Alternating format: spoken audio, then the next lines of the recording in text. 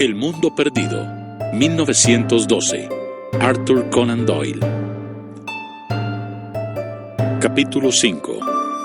Diciendo. Entre las sacudidas físicas que acompañaron a mi primera entrevista con el profesor Challenger y las sacudidas mentales que ocurrieron durante la segunda, era yo un periodista bastante desmoralizado cuando volví a hallarme en la calle en Enmore Park. En mi dolorida cabeza palpitaba un solo pensamiento. El relato de aquel hombre era verdadero, sin duda alguna. Tenía una tremenda importancia y de él saldrían artículos inusitados para la Gazette, cuando obtuviera permiso para publicarlos. Vi un taxi esperando al final de la calle, salté a su interior y me hice conducir a la redacción. McArdle se hallaba en su puesto, como siempre. ¿Y bien?, exclamó lleno de expectación. ¿Cómo fue aquello? Pienso, joven, que ha estado usted en una guerra. No me diga que le ha atacado. Tuvimos algunas diferencias al principio. Vaya con el hombre. ¿Y qué hizo usted? Bueno, después se volvió más razonable y tuvimos una charla. Pero no le saqué nada. Nada que pueda publicarse, quiero decir. Yo no estoy tan seguro de eso. Ha salido usted con un ojo amoratado y eso es publicable. No podemos aceptar que reine el terror, señor Malone. Debemos abrirle los ojos. Mañana le voy a dedicar un sueldo que levantará ampollas. Basta que usted me proporcione el material y yo me comprometo a marcar a fuego a ese fulano para siempre. Profesor Munchausen. ¿Qué le parece como título de cabecera? ¿O Sir John Mandeville redivivo? ¿O Cagliostro? En suma, todos los impostores y fanfarrones de la historia. Lo mostraré en mi artículo tal como es. Un farsante. Yo no haría eso, señor. ¿Y por qué no? Porque no es en modo alguno un impostor. ¿Qué?, bramó McArdle.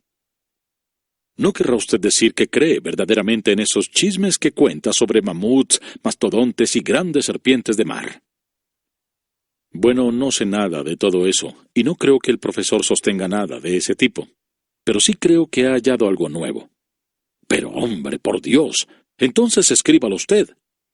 Es lo que estoy deseando, pero todo lo que sé me lo ha dicho confidencialmente, y a condición de que no lo escriba. Condensé en pocas frases el relato del profesor y añadí. Así quedó el asunto. McArdle parecía sentir una profunda incredulidad. «Y bien, señor Malone», dijo al fin, «hablemos de la reunión científica de esta noche. De todos modos, sobre eso no puede haber secretos. Supongo que ningún periódico informará sobre ello, porque The Waldron han publicado notas al menos una docena de veces, y nadie está enterado de que Challenger va a intervenir.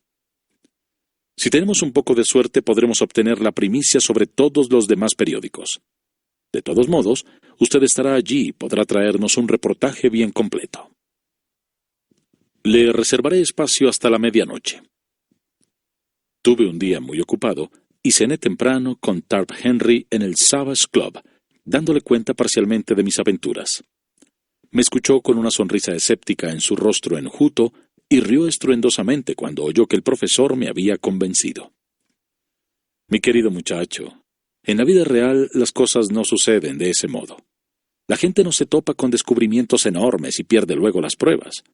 Deje eso para los novelistas. Ese fulano está tan lleno de trucos como la jaula del mono en el zoológico.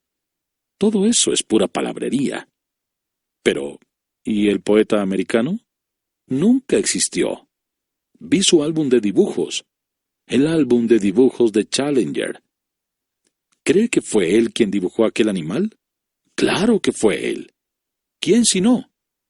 Bueno, pero ¿y las fotografías? No había nada en las fotografías. Usted mismo admite que solo vio un pájaro. Un pterodáctilo. Eso dice él. Fue él quien puso el pterodáctilo en su cabeza. Pero, ¿y los huesos? El primero lo sacó de un guisado irlandés. El segundo lo improvisó para la ocasión. Si usted es hábil y conoce el oficio, puede falsificar un hueso tan fácilmente como una fotografía. Comencé a sentirme inquieto. Tal vez, después de todo, mi convencimiento había sido prematuro. De pronto tuve una idea feliz. «¿Por qué no viene a la reunión?», le pregunté. Tharp Henry me miró pensativo. «No es un personaje popular ese genial Challenger», dijo. «Hay muchas personas que tienen cuentas que arreglar con él. Diría que es el hombre más odiado de Londres. Si los estudiantes de medicina aparecen por allí, la burla no va a tener fin. No quiero meterme en un corral de osos. Debería usted, al menos, hacerle la justicia de oírle exponer su caso». «Bien, quizás sea lo justo. Está bien. Cuente conmigo esta noche». Cuando llegamos a la sala nos encontramos con una concurrencia mucho más numerosa de lo que esperábamos. Una fila de coches eléctricos Brougham dejaba sus pequeños cargamentos de profesores de blancas barbas, mientras una oscura corriente de peatones, menos privilegiados, cruzaba multitudinariamente el arco de entrada, indicando que la audiencia no sería solo científica sino también popular.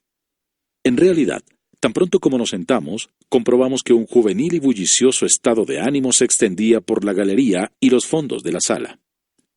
Al mirar detrás de mí, pude ver filas de rostros con el tipo característico del estudiante de medicina.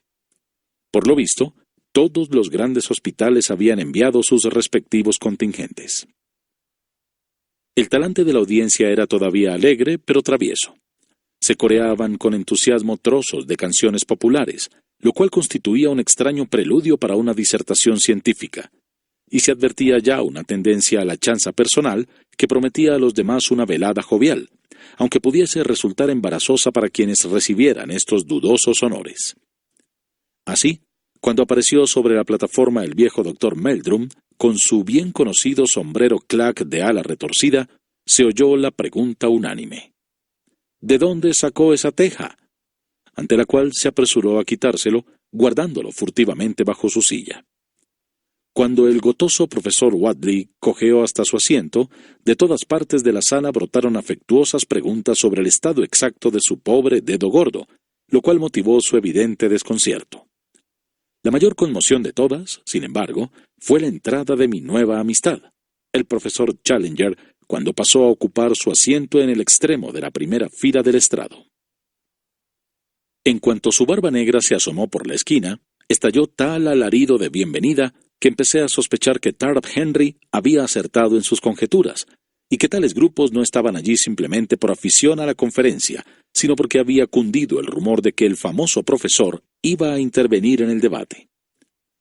Hubo también algunas risas benévolas ante su entrada, que provenían de los bancos delanteros, ocupados por espectadores bien vestidos, como si la demostración de los estudiantes en la ocasión no les hubiese resultado inconveniente. La salutación, en realidad, se tradujo en una espantosa algarabía, semejante a los rugidos de los moradores de una jaula de fieras carnívoras cuando escuchan a distancia el paso del guardián que llega con el cubo de la comida. Quizá había algo ofensivo en todo aquello, pero a mí me impresionó, principalmente, como un simple vocerío bullicioso, la ruidosa recepción de un personaje que los divertía e interesaba a la vez, más que la proporcionada a alguien que les resultase antipático y despreciable. Challenger se sonreía con una expresión de menosprecio tolerante y aburrido, como haría un hombre bondadoso ante los ladridos de una camada de cachorros. Tomó asiento despacio, sacó pecho, se acarició su barba de arriba a abajo y examinó con ojos entrecerrados y altaneros la colmada sala que tenía delante.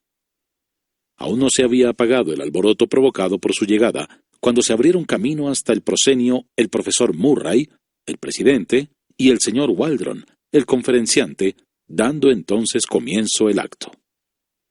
El profesor Murray me disculpará, seguramente, si digo que tenía el defecto, común a muchos ingleses, de ser inaudible. Uno de los extraños misterios de la vida moderna es que haya gente que tiene algo que decir y que merece ser oída, pero no se toma el menor trabajo en aprender a hacerse escuchar. Sus métodos eran tan razonables como los de alguien que quisiera verter una materia preciosa desde la fuente al depósito a través de una tubería obstruida, y que podría destaparse con un pequeño esfuerzo. El profesor Murray hizo algunas profundas observaciones a su corbata blanca y a la garrafa de agua que estaba sobre la mesa, con algunos apartes humorísticos y chispeantes al candelero de plata que tenía a su derecha.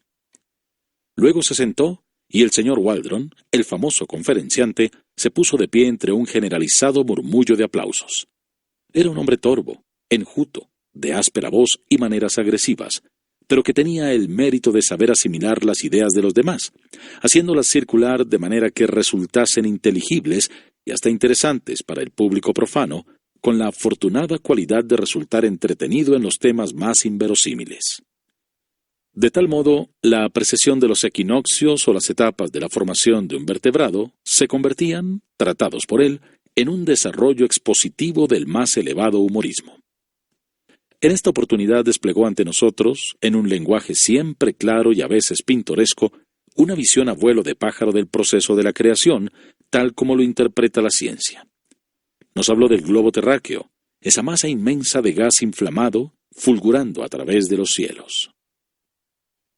Luego describió la solidificación, el enfriamiento y los plegamientos que formaron las montañas, el vapor convirtiéndose en agua, la lenta preparación del escenario en que había de representarse el inexplicable drama de la vida. Al tratar del origen de la vida misma, hizo gala de una discreta vaguedad. Era cabalmente cierto, declaró, que los gérmenes de la misma no podrían haber sobrevivido a la calcinación inicial. Por consiguiente, vinieron después. ¿Se habían formado a partir de los elementos inorgánicos y en estado de enfriamiento que existían en el globo? Era muy probable. ¿Habrían llegado los gérmenes desde el espacio exterior transportados por meteoritos? Era difícilmente concebible. En general, demostraría ser el más sabio quien se mostrase menos dogmático acerca de este punto. No hemos podido, o al menos aún no se ha logrado hasta la fecha, fabricar materia orgánica en nuestros laboratorios a partir de materiales inorgánicos. Nuestra química no ha conseguido todavía tender un puente sobre el abismo que separa lo muerto de lo vivo. Pero hay una química aún más elevada y sutil, la que crea la naturaleza, que trabajando con fuerzas enormes durante prolongadas edades, podría muy bien producir resultados que son imposibles para nosotros. Ahí podríamos dejar la cuestión. Esto llevó al conferenciante a la gran escala de la vida animal, comenzando por el tramo más bajo, los moluscos y los débiles seres marinos, para ir subiendo, paso a paso, por los reptiles y los peces, hasta que llegamos al fin al canguro rata, un animal que paría ya vivas a sus crías y que es el ancestro directo de todos los mamíferos, y presumiblemente de todos los miembros de esta audiencia. No, se oyó decir a un estudiante escéptico de la última fila. Si el caballerito de la corbata colorada que gritó, no, y que presumiblemente creía haber sido empollado dentro de un huevo tenía la bondad de acercarse a él después de la conferencia, tendría mucho gusto en examinar semejante curiosidad. Risas. Resultaba extraño pensar que el punto culminante de todo el secular proceso seguido por la naturaleza hubiese sido la creación de este caballero de la corbata colorada. Pero, ¿es que ese proceso se había detenido? ¿Podía tomarse a ese caballero como el tipo definitivo, el no va más del desarrollo? Confiaba en no lastimar los sentimientos del caballero de la corbata colorada si sostenía que, cualesquiera que fuesen las virtudes que tal caballero poseía en su vida privada, todos los vastos procesos del universo no quedaban plenamente justificados si sólo conducían a su creación. La evolución no era una fuerza extinguida, sino en plena acción, y que se reservaba realizaciones aún mayores. Habiéndose burlado a su gusto del interruptor, entre las risas generales del público, el conferenciante retornó a su pintura del pasado. El desecamiento de los mares, la aparición de los bancos de arena, la vida viscosa y perezosa que se acumuló en sus márgenes, las superpobladas lagunas, la tendencia de las criaturas marinas a buscar refugio en los fondos barrosos, la abundancia de alimentos que allí les esperaba y su enorme desarrollo consiguiente. De aquí, damas y caballeros, añadió, derivó aquella espantosa progenie de saurios que aún pone miedo en nuestros ojos cuando los vemos en los esquistos de Walden o de Sollenhofen, pero que afortunadamente se extinguieron mucho antes de que la humanidad hiciese su primera aparición sobre este planeta. «Disiento», bramó una voz desde el estrado. El señor Waldron era un estricto hombre de orden, con un don para el humorismo ácido, como lo había demostrado cuando apabulló al caballero de la corbata colorada, por lo cual resultaba peligroso interrumpirle. Pero esta interjección imprevista le pareció tan absurda que no supo cómo reaccionar. Debió de sentirse como el shakespeariano cuando se ve confrontado con un rancio adepto de Bacon, o como el astrónomo que es atacado por un fanático creyente en que la Tierra es plana. Hizo una breve pausa y luego, alzando la voz, repitió lentamente las palabras. Se extinguieron antes de la aparición del hombre. «¡Disiento!», bramó de nuevo la voz. Waldron, asombrado, paseó la vista por la fila de profesores que ocupaban el estrado, hasta que sus ojos se detuvieron sobre la figura de Challenger, que estaba arrellanado en su silla, con los ojos cerrados y una expresión divertida, como si se sonriera en sueños. «Ah, ya veo», dijo Waldron encogiéndose de hombros. «Es mi amigo, el profesor Challenger». Y reanudó su disertación entre las risas del público, como si aquello fuese una explicación definitiva y no necesitase decir nada más. Pero el incidente estaba lejos de haber tocado a su fin. Cualquier senda que el conferenciante tomaba para internarse en las frondosidades del pasado parecía conducirlo invariablemente a alguna afirmación acerca de la vida prehistórica ya extinguida, que instantáneamente provocaba el consabido mugido de toro del profesor. El auditorio empezó a preverlo y rugía con satisfacción cada vez que se repetía. Los compactos bancos de los estudiantes se unieron a los demás, y cada vez que se abrían las barbas de Challenger, y antes que cualquier sonido surgiese de su boca, 100 voces prorrumpían en un alarido de «¡Disiento!», al que respondían gritos de orden. Y «¡qué vergüenza!», provenientes de muchas otras. A pesar de que Waldron era un conferenciante empedernido y un hombre fuerte, quedó aturdido. Vaciló, tartamudeó, se enredó en un largo párrafo, y por fin se volvió furiosamente contra la causa de sus tribulaciones. «Esto es verdaderamente intolerable», gritó, lanzando una mirada fulminante hacia el estrado. «Debo pedirle, profesor Challenger, que cese en sus interrupciones ignorantes y maleducadas». Hubo un cuchicheo general en la sala, y los estudiantes se quedaron quietos, llenos de placer, al ver cómo se querellaban entre sí los altos dioses del Olimpo. Challenger alzó lentamente de la silla su cuerpo voluminoso. «Y yo, a mi vez, señor Waldron», dijo, «debo pedirle que deje de hacer afirmaciones que no concuerdan estrictamente con los hechos científicos». Estas palabras desencadenaron una tempestad. «¡Qué vergüenza! ¡Qué vergüenza! ¡Déjenlo hablar! ¡Échenle fuera! ¡Arrójenle del escenario! ¡Juego limpio!» Eran las sugerencias que se distinguían entre el bramido general de diversión o disgusto. El presidente se había puesto de pie, aleteando con las dos manos y balando excitado. «¡Profesor Challenger! Puntos de vista, personales, después». Esas frases emergían como sólidos picachos entre las nubes de su inaudible refunfuño. El interruptor hizo una reverencia, sonrió, se erizó la barba y volvió a repantigarse en su asiento. Waldron, muy acalorado y combativo, continuó con sus observaciones. Aquí y allá, al hacer una afirmación, lanzaba una mirada venenosa a su oponente, que parecía estar dormitando profundamente, con la misma sonrisa amplia y feliz impresa en su cara. Por fin terminó la conferencia. Me inclino a pensar que fue un final prematuro, porque la perorata fue apresurada e inconexa. El hilo de la argumentación había sido cortado brutalmente, y el auditorio estaba inquieto y expectante.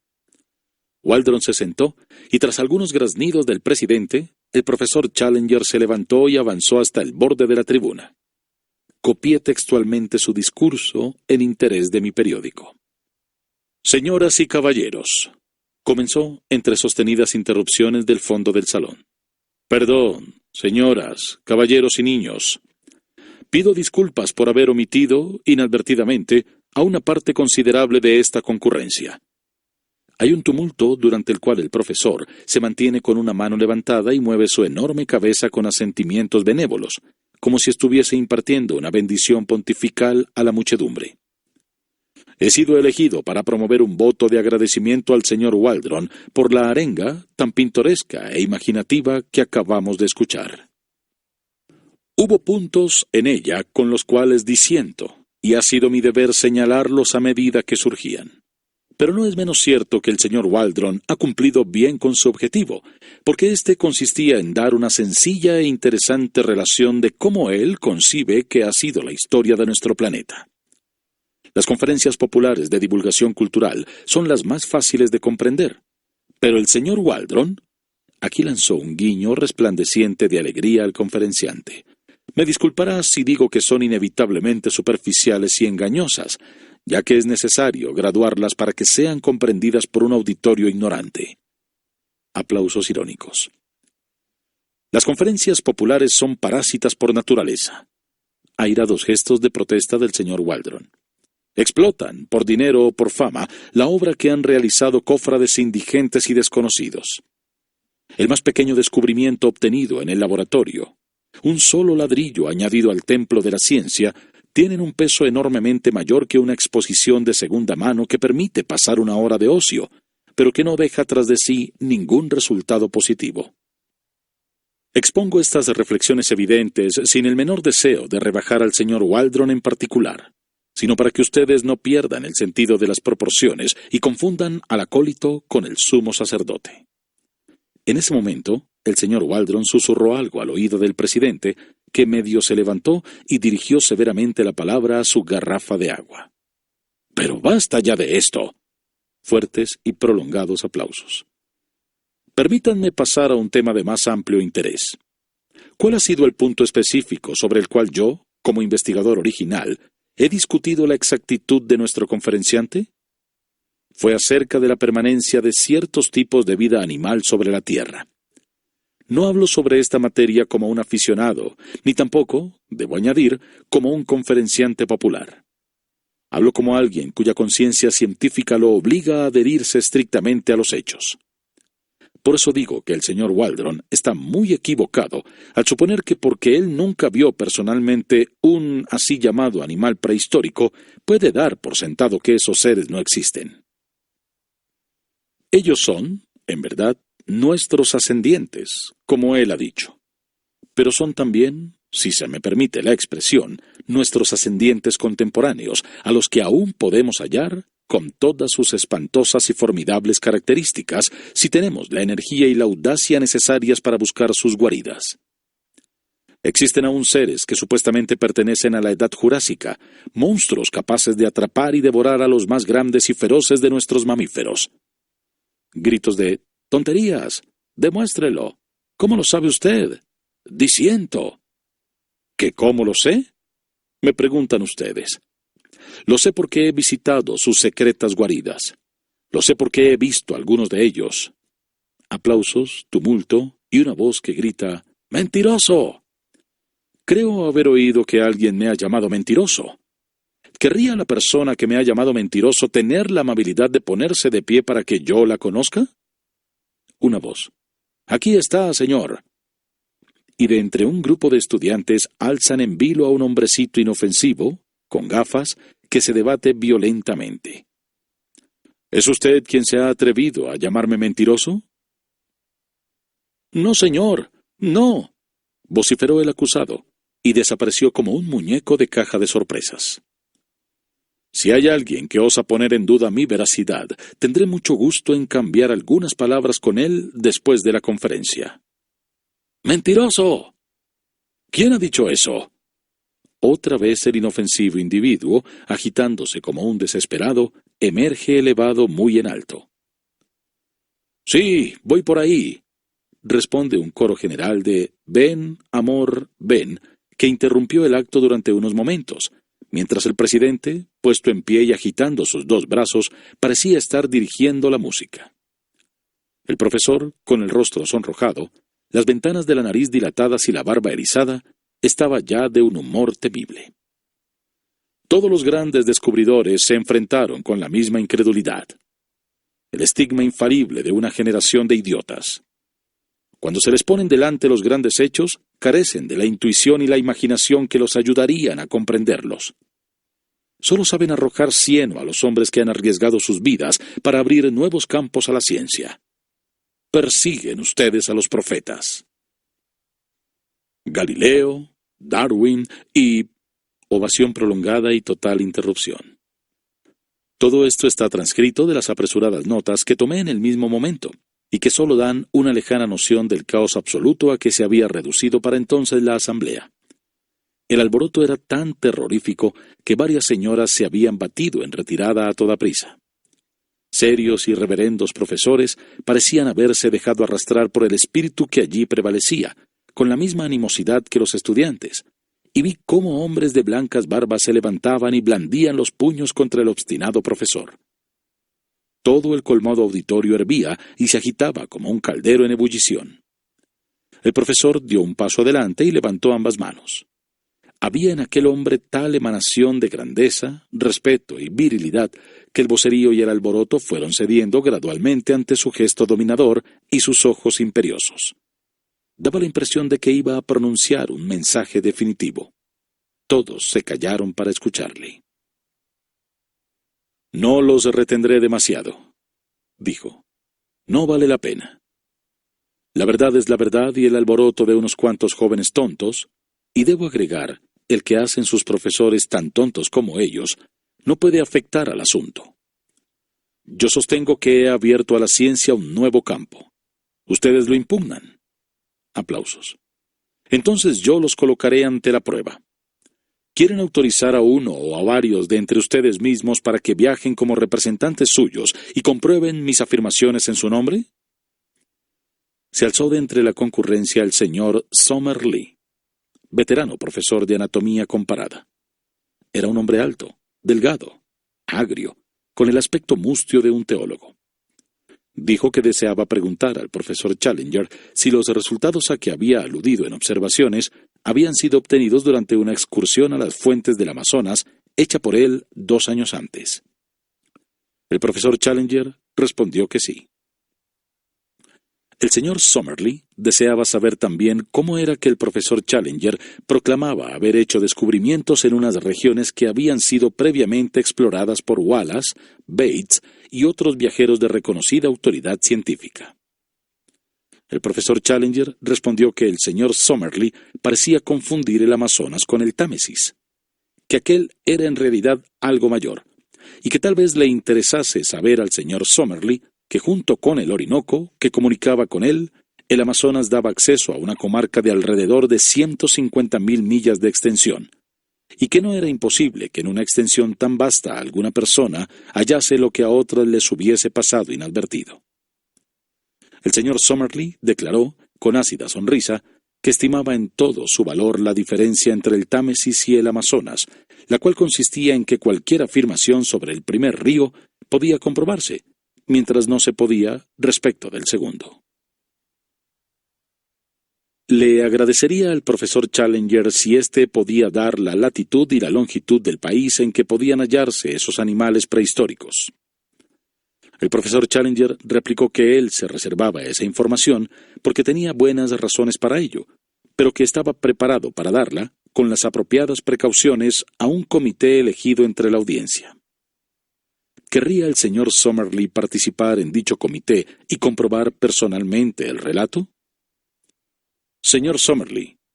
Sí, estoy dispuesto. Grandes aplausos. Profesor Challenger. Pues entonces le garantizo que pondré en sus manos los materiales necesarios para que pueda hallar el camino. Sin embargo, puesto que el señor Somerley va a comprobar mis afirmaciones, sería justo que yo, a mi vez, disponga de uno o más acompañantes que lo controlen a él. No quiero disimular ante ustedes que habrá dificultades y peligros allá. El señor Somerley necesitará la compañía de un colega más joven. ¿Puedo pedir voluntarios? Así es como surgen las grandes crisis en la vida del hombre. ¿Podía yo imaginar, cuando entré en aquella sala, que estaba a punto de empeñarme en una aventura mucho más descabellada de todo lo que podía haber soñado? ¿Y Gladys? ¿No era esta la auténtica oportunidad de que ella hablaba? Gladys me habría dicho que fuese. Me puse de pie de un salto. Ya estaba hablando, aunque no había preparado mis palabras. Tarp Henry tiraba de los faldones de mi chaqueta y le oí susurrar: «Siéntese, malón. No se porte públicamente como un asno». Al mismo tiempo advertí que un hombre alto, delgado, de cabello rojizo oscuro, situado algunas filas por delante de mí, también se había puesto de pie. Se volvió a mirarme con ojos duros y coléricos, pero me negué a darle paso. «Yo iré, señor presidente», repetí una y otra vez. «¡Su nombre! ¡Su nombre!», clamaba la audiencia. «Mi nombre es Edward Don Malone. Soy informador de la Daily Gazette. Afirmo que soy un testigo absolutamente libre de prejuicios». «¿Y usted, señor, cómo se llama?», preguntó el presidente a mi rival, el hombre alto. «Soy Lord John Roxton. He recorrido ya el Amazonas. Conozco toda la comarca y me encuentro especialmente calificado para esta investigación». «La reputación de Lord Roxton como deportista y viajero es mundialmente conocida, desde luego», dijo el presidente. «Al mismo tiempo sería ciertamente muy apropiado que un miembro de la prensa tomase parte en una expedición semejante». «Pues entonces propongo», dijo el profesor Challenger, «que estos dos caballeros sean elegidos como representantes de esta asamblea para que acompañen al profesor Summerlee en su viaje para investigar e informar acerca de la verdad de mis declaraciones». Así, entre aclamaciones y aplausos, quedó decidido nuestro destino, y yo me hallé a la deriva en medio de la corriente humana que se arremolinaba hacia la puerta, con mi mente medio aturdida por aquel nuevo y vasto proyecto que de manera tan repentina se alzaba ante mí. Cuando salí del salón, tuve la momentánea visión del tropel de estudiantes que corrían riendo por la acera, y de un brazo que enarbolaba un pesado paraguas que se alzaba y caía sobre ellos. Entonces, entre una mezcla de gruñidos y aplausos, el coche eléctrico del profesor Challenger se deslizó desde el bordillo de la acera, y me encontré caminando bajo las argentadas luces de Regent Street, rebosando de pensamientos sobre Gladys y sobre los enigmas que se abrían en mi futuro. De pronto, sentí que me tocaban el codo. Me volví, y mi mirada se encontró con los ojos jocosos y dominadores del hombre alto y delgado que se había ofrecido como voluntario para ser mi compañero en aquella extraña búsqueda. «Es usted el señor Malone, ¿verdad?», dijo. «Vamos a ser compañeros, ¿no? Mis habitaciones dan justo a la calle, en el Albany. Tal vez querría usted ser tan amable como para dedicarme media hora. Ardo en deseos de decirle 2 o 3 cosas».